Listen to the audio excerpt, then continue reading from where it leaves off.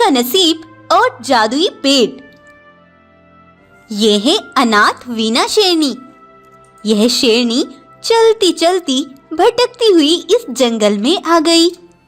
वीना बहुत ही अजीब सी हरकतें करती है क्योंकि वीना की दिमागी हालत खराब थी। वो पागल हो गई थी। वहीं जंगल में बहुत से जानवर भी थे। वह वीना शेरनी की ये हालत देखकर हैरान रह जाते हैं। तब भालू कहता है, अरे गाय बहन, देखो तो ये शेरनी कहाँ से हमारे जंगल आई और ये तो अजीब सी हरकतें कर रही है। ना जाने कहाँ से आई है। ऐसा लगता है मुझे तो जैसे ये पागल है। चलकर देखता हूँ इसे। तब भालू वीना शेरनी के पास जाकर पूछता है, ओए शेरनी, तुम कौन हो और कहाँ से आई हो? कुछ देर तक तो शेरनी उसे देखती रहती है, कुछ नहीं कहती। फिर भालू उससे दोबारा यही बात पूछता है। तब वो कहती है, मुझे कुछ खाने को चाहिए। तुम मुझे भोजन लाकर दे सकते हो?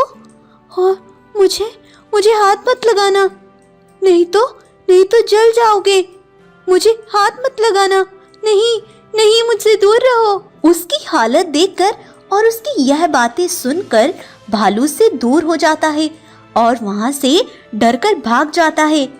अगले दिन फिर वह शेरनी एक पेड़ के नीचे खड़ी सारे जानवरों को देख रही थी। तभी एक गाय उसके पास आकर पूछती है, तुम ऐसे क्यों खड़ी हो? तुम्हें क्या चाहिए? हमारे जंगल में तुम क्या कर रही हो? मुझे हाथ मत लगाना, नहीं तो जल जाओगे। बस मुझे खाना ला दो, मैं भूखी हूँ, मुझे खाना चाहिए। क्या? हाथ मत लगाना, जल जाओगी?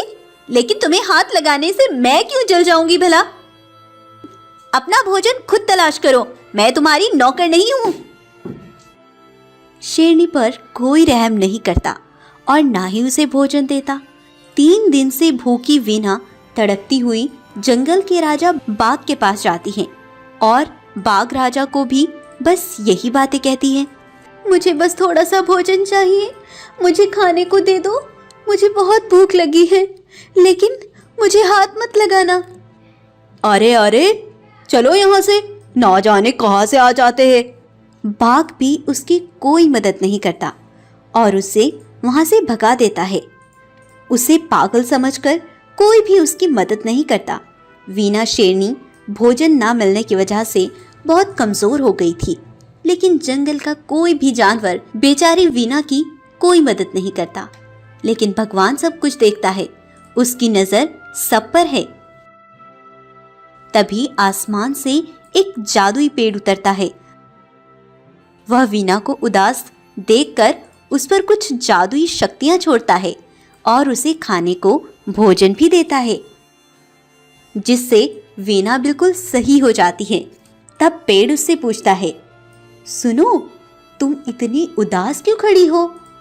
बताओ, मैं एक जादुई पेड़ हूँ। तुम मुझे अपनी हर परेशानी बताओ, मैं उसका हल जरूर निकाल लूंगा। तब वीना उस पेड़ को हर वो बात बताती है जो बचपन से आज तक उसके साथ हुआ।